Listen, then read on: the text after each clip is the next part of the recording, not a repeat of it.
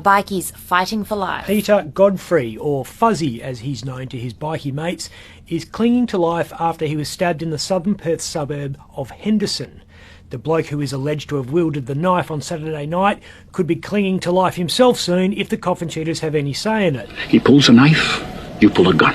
He sends one of yours to the hospital, you send one of his to the morgue. The acronym DEFWAC is a common tattoo amongst members of that gang.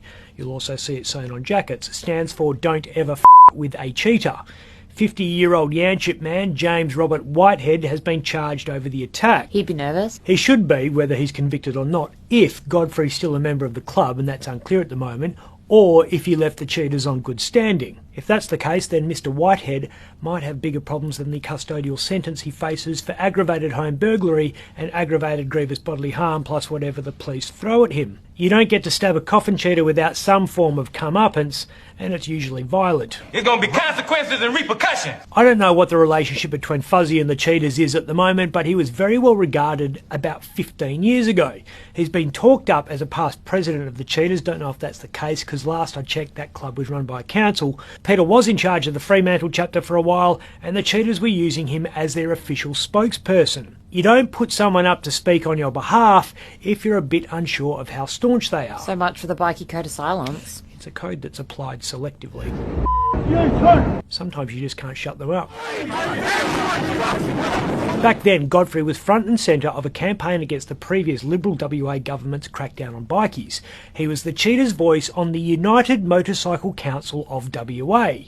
The original UMCWA comprised representatives from the Coffin Cheaters, Club Deros, Gypsy Jokers, God's Garbage, Outlaws, Rebels and Vietnam veterans.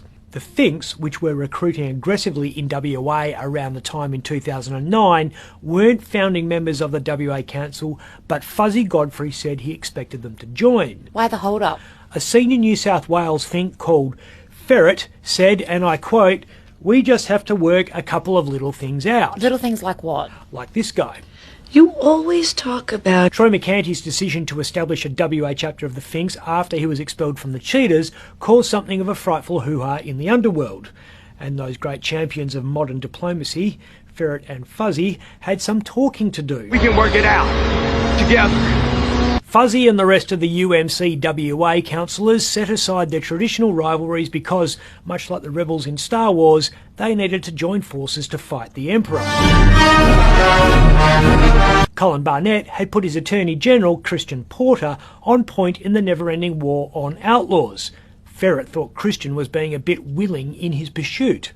We are together just to ride our bikes and have a good time. So did Eric from the Club Deros. I only came in this morning for a response to Christian Porter's accusations yesterday that we're all criminals, and we're not. The bikies warned us in 2009 that Porter's proposed anti-association laws would see police target other suspected criminal organisations, and they actually named the Catholic Church and the West Coast Eagles as two institutions which might fall foul of the draconian laws. This unkempt youngster just might be onto something. They didn't have much to worry about in the end because Porter's crackdown on the underworld had the net result of a threefold increase in both the number of gangs and the number of patched members, which turned out to be good news for Christian because it guaranteed him a lucrative time as a criminal defence lawyer in his life after politics.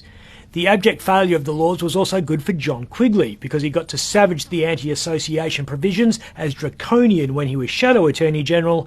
No, no, no! And then take the high moral ground while introducing almost exactly the same laws a decade later as actual Attorney General. Yes, yes, yes, this rocks! I'm Ben Harvey.